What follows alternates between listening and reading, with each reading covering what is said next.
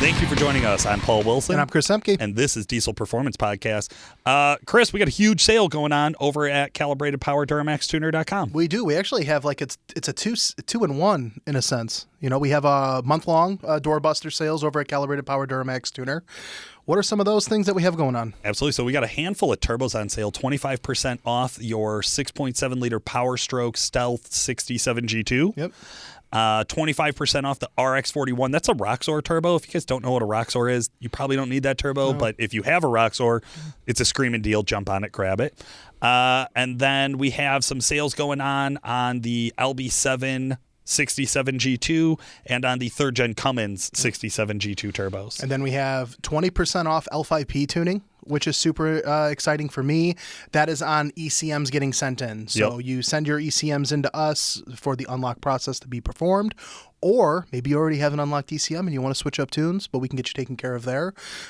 We have 50% off the 2020 Plus Power Stroke Black Box tuning packages. So excited. The Black about Box that is one. a super cool tool. It no longer requires you to pull the ECM out and send it to a tuner. You can flash the truck yourself with the ECM in the vehicle. Never has to be removed. Actual remote tuning. Love it. 10% off on our 5 to 6 speed conversions for the 01 to 05 guys. Those are popular. They're flying off the shelves. Then we have transmissions. So we have our 01 to 05 DT550 6-speed transmission. So the 6-speed transmission for the 01 to 05, we're offering $500 off. Yeah, I really like that we rebuilt our product listing so people can more clearly understand, because we used to get calls all the time. Can I convert? Can I just throw an LBZ trans in my LB7 or LLY? The answer is always no. It doesn't fit tail housing, blah, blah, blah, all sorts of issues. Yep. Excuse me. But what's cool is now you can just buy a pre-built 6-speed LB7 or LLY transmission. If you do it right now, you get $500 off. That's the best deal we're going to offer. You get a discount on the conversion kit being done with the transmission. So there's already a price change. Then if you do it together, there's a promo that we're doing all month long. And that's right. I'll tell you what, there's been a bunch of guys already taking advantage of that. You know, a lot of interest there, and guys are committing and, you know, putting in orders. So that's right. You know, if you guys have any questions or interest in that stuff, you know, let us know over at the shop. We'd be glad to help. And then we have some other stuff coming up towards the end of the month. That's right. Also, big announcement here. We're going to run a flash sale on the 351 VE Stealth 64. So that's your 07.5 to 12 models. Knock $500 off. Yep. Do it now. Jump on. Do it now.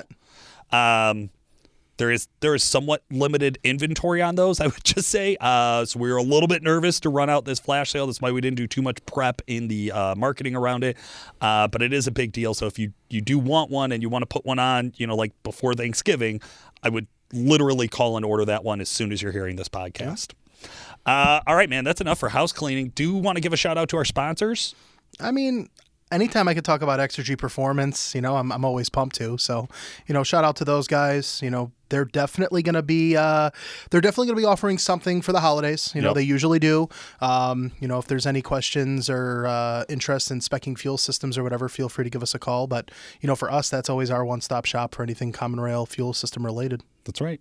WC Fab. God, you guys have heard us talk about WC Fab since the beginning of the podcast. That's because we love WC Fab. We love the parts they make.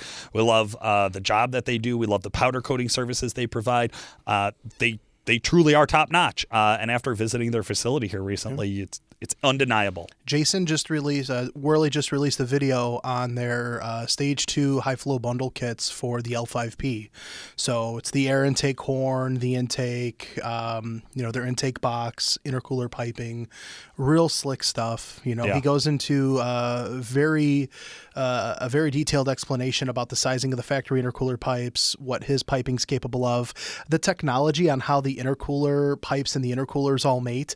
You know, so it was really cool. I learned something watching that video along the way. So, you know, if anyone has an L5P and you're interested in doing anything to a 7 to 19, or in this video, the reference is the 2020 Plus, you know, go on their Facebook, go on their website, check out that. You know, it's pretty good stuff. That's right. And then last but not least, of course, XDP, your one-stop shop for diesel performance. The guys over at XDP, I've been working with XDP the entire time I've been around diesel performance. there's a reason that they're one of the biggest, if not the biggest in the game when it comes to distributors, and that's because they know how to take care of people. So not only do they have an amazing line of products that are built in-house and branded in-house, actual XDP branded products, but they also carry products from all of the top vendors across the entire country. It's really hard to find a more complete catalog of parts for your next upgrade than just going to XDP or giving a call over and talking with our experts. I know all of our products are sold at XDP. Right. We buy XDP products.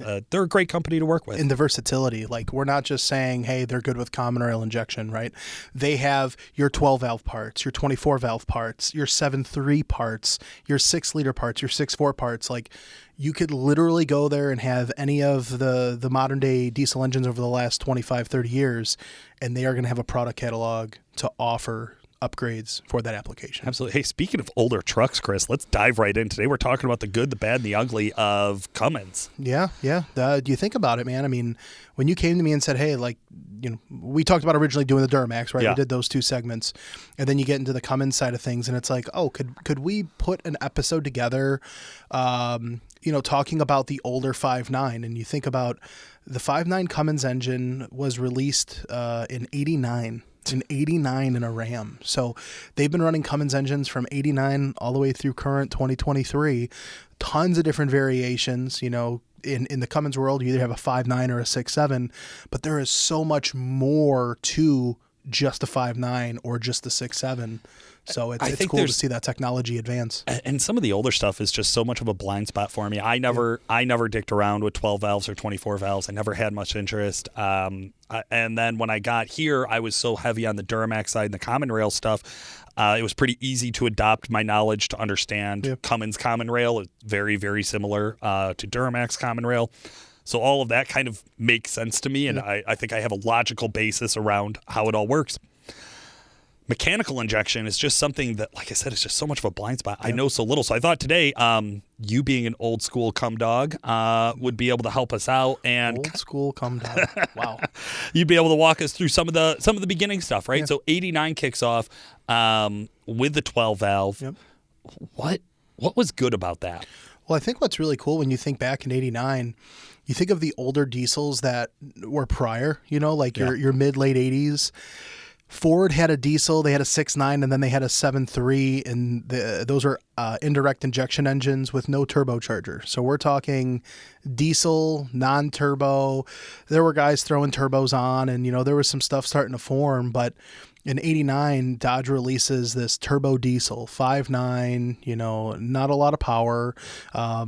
Mechanical injection, a little VE rotary style pump in a non-intercooled setup. So the turbocharger literally threw air directly into the intake. They had a crossover tube from the passenger side directly into the driver's side. Give me all the boost. And, that was, I owned one. I had an 89. There was a 90 model. And, super cool. It's crazy to look back and think like 3-speed automatic trans, 5.9, displaced motor, a fairly small turbocharger with a very loose exhaust housing, non-wastegated. Like the truck did what it was supposed to do, and it would run forever. And there was a reason they made no power.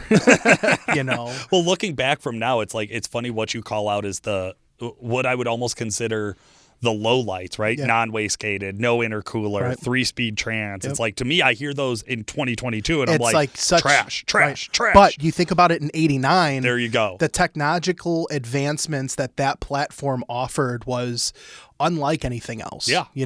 You see that engine was produced, and then you look at like Ford. Ford didn't start to produce a turbocharged 7.3 publicly. Like there was some 7.3 IDIs, but like the Power Stroke was like the first like Ford engine that I think of that had a turbocharger, and that wasn't until 94. Yeah. So, Ram coming into the game in 89 with this, Cummins turbo diesel engine was super cool.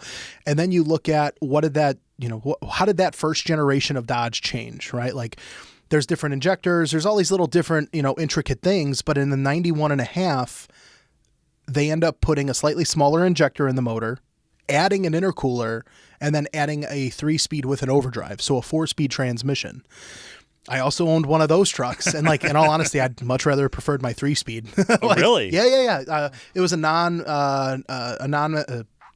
a non-lockup 4-speed trans. Like it was, they stunk. Yeah. They really, really stunk. But they had the technology, right? They had a slightly tighter exhaust housing on the turbocharger, non-wastegated. They added an intercooler into the mix, and then they added, you know, the extra gear, you know, into the truck. So when you would compare the two, like my 3-speed truck with no overdrive and no intercooler, like that was a strong runner. Like that thing got up and went compared to what I would consider my 92 truck. Did it drink fuel compared to the 92? Was it a significant change in fuel mileage? I wouldn't say that, you know, the mileage was like that crazy different. But in all honesty, my 90 did get better mileage than the 92 truck did. That's so interesting. Now my 92 truck would do 65 on the highway, 70 if you wanted. That doesn't sound like a brag. No, but it is. It really is.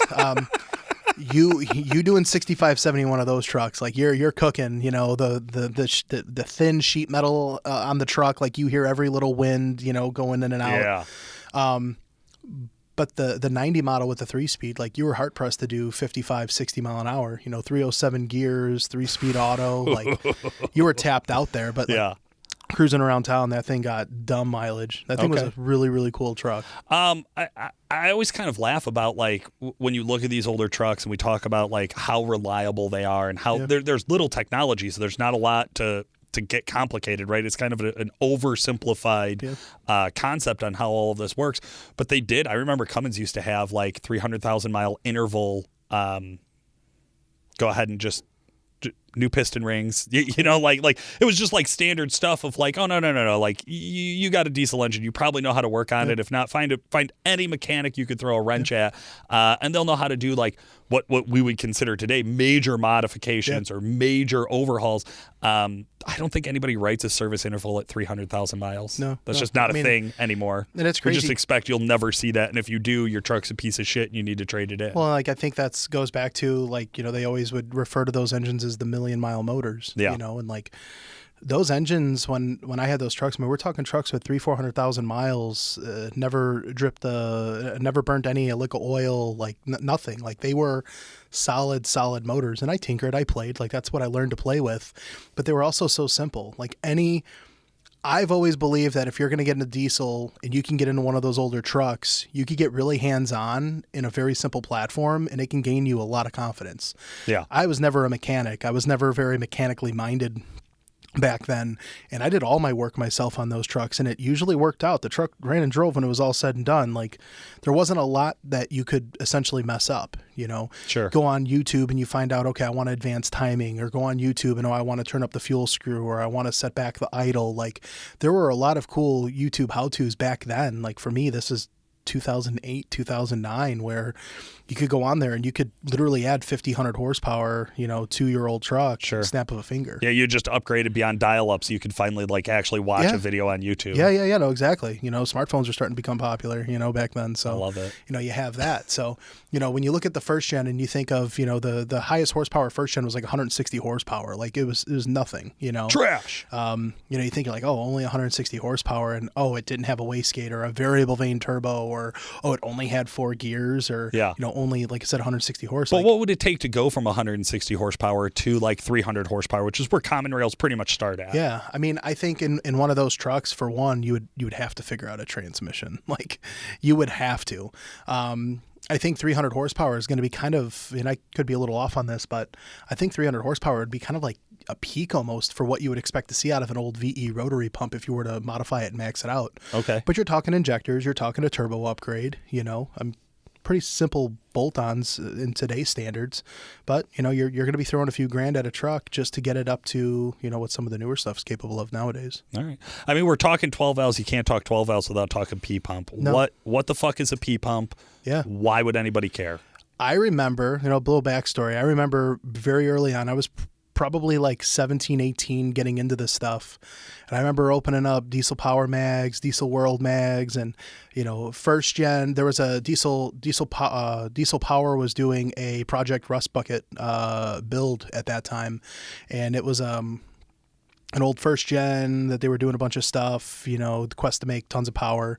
And in that, there would always be a lot of features over those couple of years of restoed first gens, right?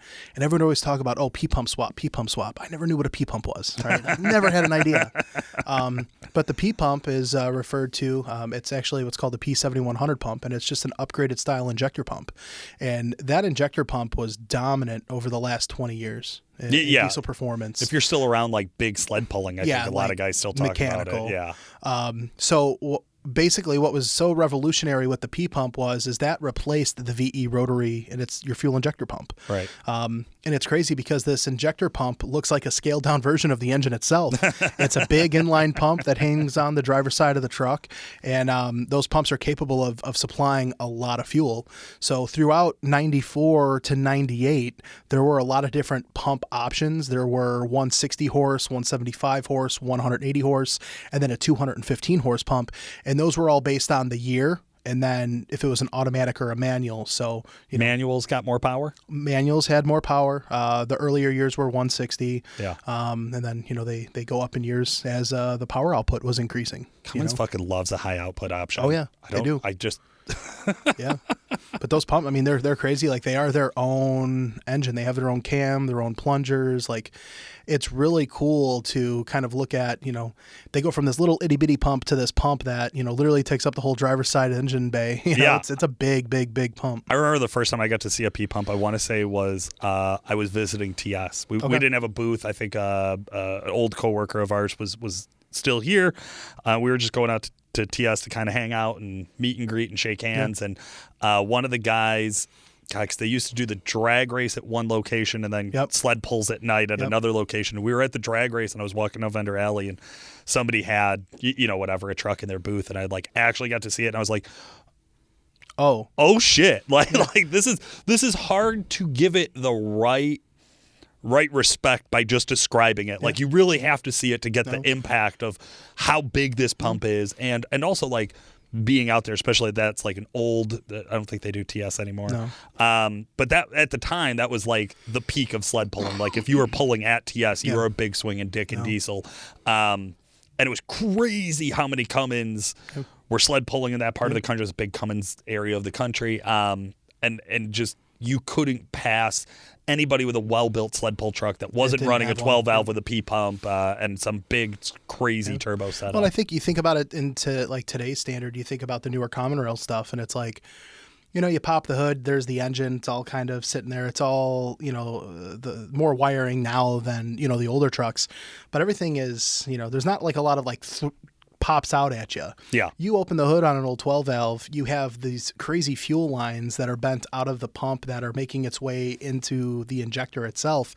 And it's just like, it gravitates, like your eyes go right towards that. Like, there is this like pop. And when you get into like sled pull stuff, polished lines, this and that, like, there's just a lot of crazy shit going on when you pop the hood on one of those trucks. You're not lying. It's an iconic look. Yeah. Right. No, and I think that's one of the things too about those older first-gen trucks or any of the 12 valves out there is they do have kind of that iconic front end of what I think of when I think of an old diesel. Yeah. I think of a Cummins front end. Yeah. Right? Like, it's that flat, flush front of the grill and the big headlights and the ram, the stupid, obnoxious, awesome ram on the hood. Had one of those. Which anything that's obnoxious and stupid, I have a soft spot in my heart for, 100%. Like, that's completely useless and just there to look cool. I dig it.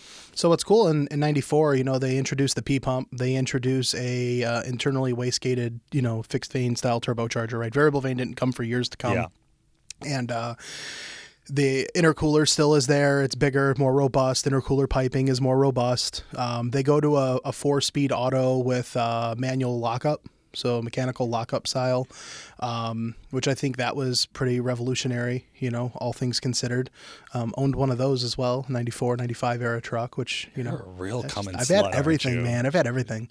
But super cool truck, updated body, updated interior. Like, it was pretty badass. I love when we say updated interior. If you see one of those today, you would not, those are not the words you would use to describe I it. have literally been looking at doing like an older truck project. Like, I miss my old truck. The older ones. What about it? What about the old truck do you miss? The nostalgia. Okay. Yeah, just not the actual sitting in it or driving it. I do. Yeah. Okay. Absolutely. Like, I miss getting in a truck and it sounds like an old tractor. and fair. you have these, it's just when you think of diesel engines, like that is what I think of because that's what I was brought up. That's what I came into this industry with. Yeah. You get into the newer stuff, and the newer stuff's nice. It's luxurious. Depending on the trim levels, and the engine's harmonics isn't super rattly. It's very smooth, and the newer engines even they built like sound dampening into the truck. Exactly. And shit, and I mean, even from the outside, like if you have modifications to the truck, they're still not as loud as what the older stuff was, or rattly and clankly as the older stuff was. Yeah. Clattery. Yeah. So, it's just, it's just one of those things where you experienced it and it was super cool to experience that. And you get in it every so often. You're like, this is pretty neat. You kind of miss it. You're really making me feel like a lazy bitch because, I love all that new shit. I do can't too. stand whenever I have to drive one of the old trucks, like Nick's got Odos are here. Yeah. There's been a few times we've had to take it out for like media for taking pictures and shit. And every time I try to get somebody else to drive it because I'm just like, there's nothing about driving this that's enjoyable to me. I could the carpeted dash. I don't care. I don't care. Well, that's a cover because the dash is always cracked. But yeah. But it's just, that's kind of cool. It's kind of what you got brought up in. I think that's the big thing. Like for me, I was brought up into that era. Yeah. That's those were the first trucks that I ever played with. And they're simple, they're just, they either run or they don't, they work or they do not work, so it's troubleshooting and diagnosing those are, pretty standard, pretty easy stuff. Yeah. But, and it's just, I don't know. I think they're cool trucks. I think the 12 valves definitely hold this like high regard, this like, and I don't know if it's all nostalgia like you, or if there is like, there's probably a little bit more of like, some reasoning of what you could put in for dollars per horsepower out of a 12 valve. You're not where you could go with a 12 valve. Yeah. You're pretty open on that, right? But then we got into the 24 valve. Yep. Walk me through what people got when they went from a 12 valve to a 24 valve. What's the big changes? Well, you go from 12 valves in the head to 24 valves in the head. So instead of one intake, one exhaust, you now have two intakes, two exhausts. That was supposed to help with, fuel efficiency, emissions, all that good stuff. You go to a rotary style injector pump again. So very similar mechanism to like the older VE in the first gens, but it's electronically controlled. So you have a circuit board on the pump itself that controls the injector pump and how it injects fuel to the injector. So it's still a mechanical injector, still have lines and how the fuel gets delivered, but it's controlled through an electronically ran injector pump. It's that's controlled mechanically through operated. Maybe one of the most simplest versions, the most basic electronic controls. Oh, 100%. This isn't like computer programming as much as it is like diodes and signals turning on and off. Like it is extremely simplified compared to anything that we would see today. Yeah. The intercooler and the intercooler piping, that's all pretty much the same. The turbochargers, minimal changes, maybe a wheel, a millimeter off here, a millimeter added here, but all things considered, the turbocharger from the basis of what we talk about, relatively the same. Back in the 12 valve stuff, they did a mechanical lockup, 47RH automatic. They offered manuals as well. Yeah. But the mechanical lockup are 47RH in 94, 95. Then they go to a 47RE, which is an electronic lockup in 96 all the way through 98. And then they held that from 98.5 to 24 valve through, the 2002 model, which those were all the 24 valve. You had a standard output motor, then you had a high output motor. The high output motor, I believe, was like 235 or 245 horsepower. Like not still impressive. Not to today's standard, but now you're talking a truck where in that era, you can throw a tuner on there and you could make that 300 horsepower. The trans wouldn't like it, but it would do it. And once again, it's just real loud, super obnoxious. They have a very small operating window. A VP truck, it makes power, and I've always enjoyed them. 500 horsepower in a VP truck is like nothing else with 500 horsepower. I don't care what anyone says. It feels sketchy. It feels like for somebody who's used to being around newer trucks, then you get in a 500 for sure. horsepower VP. From your experience talking about Odozer, right? Like, we have a second gen at the shop. This feels like it might come apart if I get too far into this throttle. But when you get into that truck, your butt dyno at 500 horse is like, fuck, this thing's like 600-700 horse. Like this thing just This thing rides. Like it gets up and fucking rides. Now, tuning went from a screwdriver to a computer. Yeah. Is what jumps out to me as I think about 12 valve to 24 valve and getting into the VP pumps and all that. It's still not quite like 150 table changes in a common rail. Well, now there's complexity there too that you have to consider, because those trucks have an engine control system. Okay. And you can do tuners like a Smarty Box, for an example, is a tuner that will communicate with the powertrain control module. But you're still limited, because unless you offer a tap to the pump and tell the pump you want more fuel, you're only going to ever be able to do 50, 60 horsepower, give or take. Yeah. So now you want to unlock the true potential of that. You need to have a tuner box, kind of like a Quadzilla Adrenaline or a Quadzilla 4K or the Edge Comp Box, where it communicates with the PCM, or, tricks the system, plugs into your map sensor. It's going to plug into the J1939 data link for the ECM, but it's also going to have a wire that you're going to tap on your injector pump. So you're actually tapping the hot wire on the injector pump and sending electronic pulses to it, telling the pump you want more power. Yeah. And that's really where you're going to turn that thing up and make some serious power. I always love talking to those guys on the phone about like a turbo, or like we used to tune a handful of VP trucks. I think we've kind of walked away from it, realized like, hey, there's better, as technology advances, there's better options at a cheaper price. Yeah. Exactly. But it's always fun to talk to those guys about like how many things they stack. I feel like stacking tuners started with this, because you had to do a comp box plus another tuner. Like you had to get do the those most things. out of it. Yep. So then those guys kind of learned that habit. And I remember like mid 2000s, late 2010 or early 2010, that's when it was like probably a lot more popular to talk about stacking tuners on common rails, which is highly discouraged in today's world. Think about the technology, right? You think about 2010. You got into this in 2011, 2012, and you think about what's that era. The 5.9 Cummins, when you get into the common rail in 03, like those guys either came off of 12 valves, or they came off of a second gen 24 valve, or their buddies came off of that. And the stigmatism in the market or in the industry was, you want power, this is how you do it. Custom tuning was just starting to be a thing specific to the 06, 07, 5.9. So yeah, you had an 03, 05 truck, like you treated it as such. You did a Smarty, you stacked it with a, do like a Smarty TNT, and then you do another style programmer, an Edge, or whatever that case may be. Old stuff. And like that's what you would do to make some power. But that's, again, it was always common, like in the second gen world, to do like an Edge and a Smarty. That was like kind of like that was your cocktail to making power. I love that. The cocktail for power. Okay. So this is maybe not Cummins, the VP trucks, maybe not their legacy that they would want to leave behind. Certainly things have gotten better since then. I think when the 24 valve engine was out, there was a lot of guys that were dissatisfied with that and kind of leaned more towards the 12 valve due to, they were plagued to have lift pump failure issues, which caused the VP44 pump to fail. So, kind of like the stigmatism that 6 liters have and 6.4s have from a 7.3 is the same stigmatism that the 24 valve engine had compared to the 12 valve truck. Okay. So you have these trucks, right? And there's preferences there. Like I like my 24 valve more than the 12. There's other guys that agree. There's a lot of guys that disagree.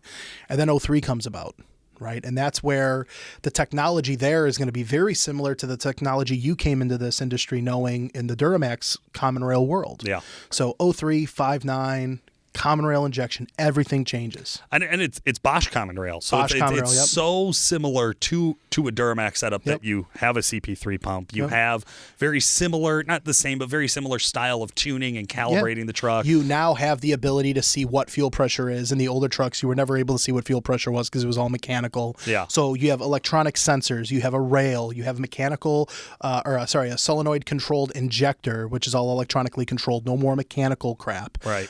Still have a fixed vane style turbocharger that's electronically internally gated.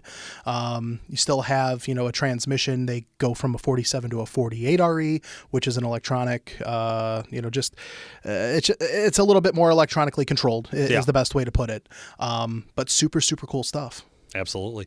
And I think, guys, that's where we're going to take a quick pause as we're going to dive into more of the Common Rail 5.9s next week. So definitely make sure you're sticking around and checking us out for that. Hey, if you guys haven't noticed, our Facebook page and our Facebook group is super, super active. So you can check out Diesel Performance Podcast Facebook page, or you could join the Fans of Diesel Performance Podcast Facebook group, and that'll let you come in and talk to other guys that are also fans of the show and kind of be a part of the community. I am no longer running our Facebook page, which I think is why there's actual content on there now. Sure. It's not a side project for me. We have a guy here, Ben Lawson. We'll give him a shout out. Yep. He's the one posting on there, replying to your comments. He's super, super helpful. I think he's done a really great job. If you have feedback for us in the show, the page or the group, either place, great place to get a hold of us, great place to follow up with us. Chris, real quick, because we do have a sale going on, how can anybody who's interested in one of the products that are on sale at Calibrated Power reach you? So, I think the best option is just give me a call, 815-568-7920, shop line. My direct extension is 2121, and then my email is cehmke@duramaxtuner.com. Awesome. Guys, thank you so much for listening. This has been Paul Wilson. And Chris Ehmke. Thanks for joining us today, guys. This has been Paul Wilson. And Chris Ehmke. Make sure to like and subscribe, and we'll talk to you again soon. And old school come down. Wow.